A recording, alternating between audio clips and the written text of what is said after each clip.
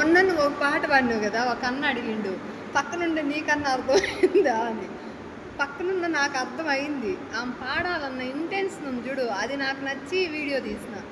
ఇంక పాడాలని ఉండేసరికి ఎందుకో కళ్ళు చూపించకుండా మూసేసి నువ్వు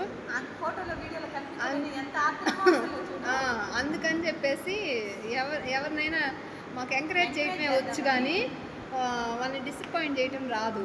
సరేనా? నాకు అర్థం కాకపోయినా ఆమె పాడాలన్న ఇంటెన్షన్ చూడు, అది నాకు బాగా నచ్చింది.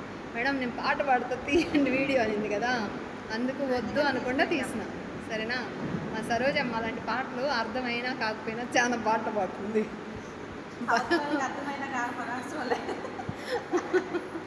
అవతల వాళ్ళకి అర్థమైందా లేదా అన్న సంగతి పక్కన పెడితే మేము పాడేది అవతలో ఏమన్నా సంబంధం లేదు. పాటలు మాత్రం జమ్మని పాడుతుంది. ఎన్ని పాటలు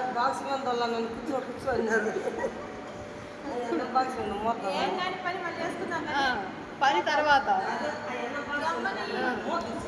స్వామి ఇంక నిలవదు. వీళ్ళందరూ ఖాళీగా కూర్చుండేవాళ్ళు, ఒకటే పని చేసేవాళ్ళు అని అనుకుంటున్నా. ఏమ్మా పవనమ్మా ఇట్లా మా పవనమ్మ నవ్వుతూ చూడండి. సిలకనవ్వు మా పవనమ్మ నవ్వుకే 1 కోటి రూపాయలు ఇవ్వచ్చు. వాళ్ళ ఇంటాయనంట ఆమె నవ్వుని చూస్తే పెళ్లి చేసుకున్నాడు అంట. వాళ్ళ ఇంటాయన ఆమె నవ్వుని చూస్తే పెళ్లి చేసుకున్నాడంట. లవ్ చేసి 7 ఊర్లు దాటుకొని వచ్చి ఒక చెరువుని 7 ఊర్లు దాటుకొని వచ్చి ఒక చెరువు కట్ట అడ్డం వస్తే దాన్ని ఈత కొట్టుకుంటే యువతలకు వచ్చి సరోజమ్మ ఆయన సరోజమ్మ పాట ఉండు, అది రేపు చెప్దాంలే. ఇప్పుడైతే సరోజమ్మ వద్దు, రేపు చెప్దాం. చెప్పేది నువ్వు సరోజమ్మని వాళ్ళ ఇంట